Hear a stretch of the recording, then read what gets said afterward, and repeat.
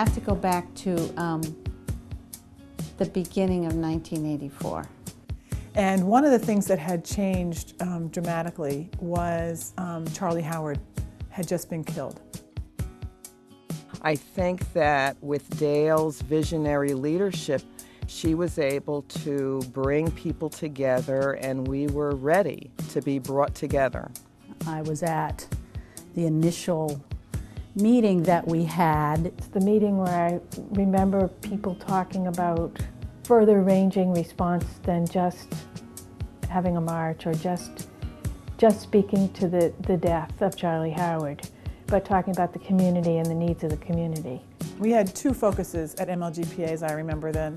We had the Civil Rights Bill and getting gays and lesbians protected under the Maine Human Rights Act, and AIDS. We were very involved in helping the governor to set up an AIDS task force at the state level. Robin Lambert led that task force for a number of years. We were very involved in a number of coalitions, such as Consumers for Affordable Health Care. We put together a hate crimes coalition to try to get a hate crimes bill through the Maine legislature. In those early days, oh my goodness, there were people who came to the State House who were so incredibly brave and to come out, because it was very scary back then. Most of what we did, though, was community building, outreach in the community, and trying to get the damn discrimination bill passed. We didn't pass the bill that year. We didn't pass it the next year or the next year, but we kept gaining. We kept gaining.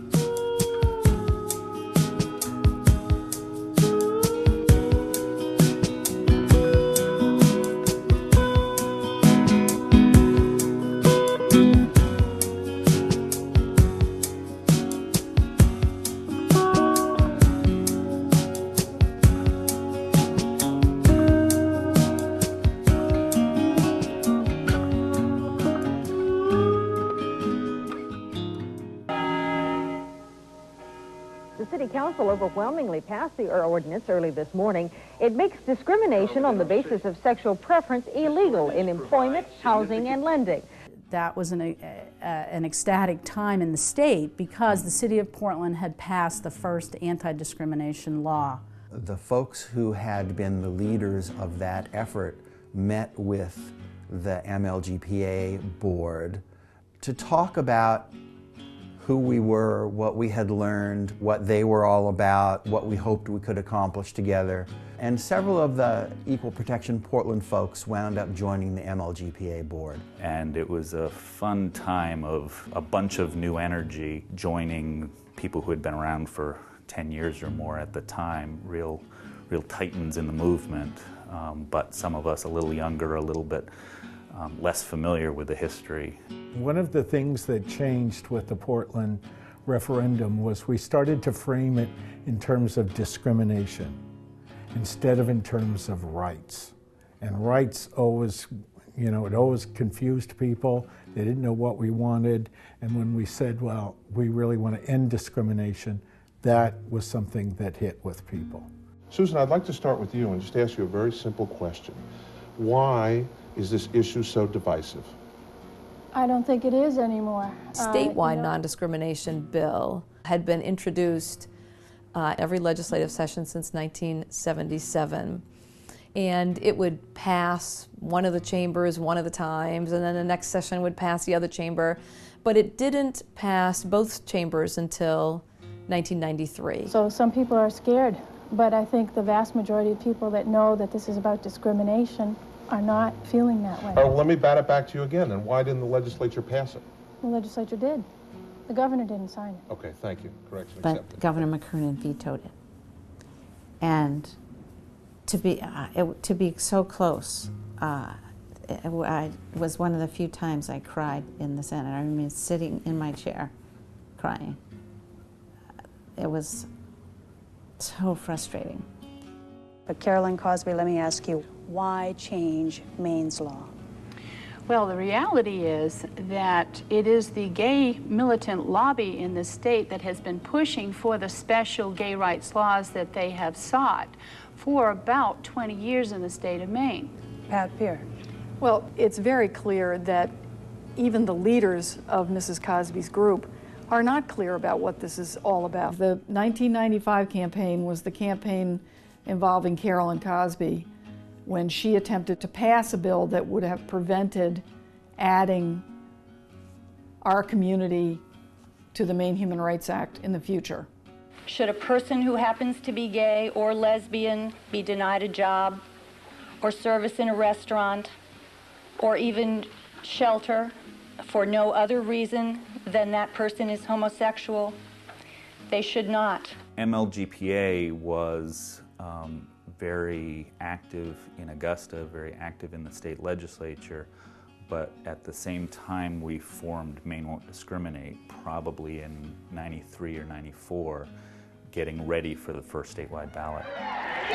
If the referendum passes, not only will it prevent towns and cities in Maine from enacting their own gay rights laws, it will also overturn existing statutes, including the Human Rights Ordinance here in the city of Portland. Opponents of the referendum insist that special laws are essential to protect the rights and safety of homosexuals. It was a lot of effort to stay in the same place, but at the same time, it was an enormous victory for us.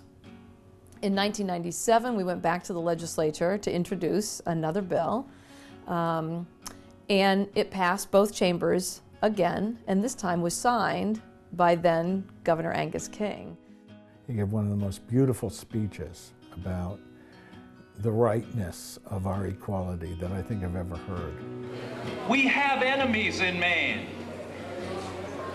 They are poverty, disease, ignorance. They are not gay people. We had a big old celebration. We had finally passed it through the legislature. The governor had signed it. And while we were out celebrating all summer, our opponents were out collecting signatures. Group which successfully led a repeal of the state's last gay rights law. So come fall, suddenly they had all the signatures they needed, and we were in a referendum campaign. And we didn't have the kind of campaign, the kind of field campaign that we needed to win, and we lost that. It just didn't seem fair that so few people were deciding. I mean, it's never seemed fair that anybody was deciding our rights at the ballot. I mean, that's just wrong. But this was the worst case scenario. 2 years to the week after Maine voters rejected gay rights law, the issue is once again drawing crowds and bringing out emotions in Augusta. More than 1,000 people turned out for a public hearing on the latest proposal to end discrimination in Maine based on sexual orientation. It's still legal to discriminate against people because of their sexual orientation, and it was wrong 2 years ago and it's wrong now. In 2000, it was passed. And the bill included a referendum that sent it out, and we lost that. Out of over 600,000 voters who voted in that election, we lost by 4,844 votes.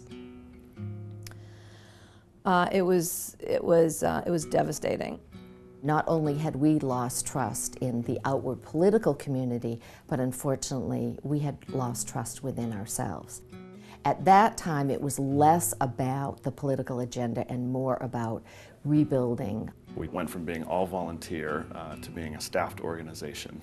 And there are many staffed LGBT advocacy and educational organizations in other states, but there was not one in Maine. And so it was a transformation into a more professional organization. MLGPA members gathered in Portland tonight and celebrated some recent victories in the Maine legislature, including a bill allowing gay partners to visit patients in the hospital. And then in 2005, we said, we're ready to go back to the legislature and we're ready to run a campaign. And so we did. We recognize that discrimination against anyone is discrimination against everyone.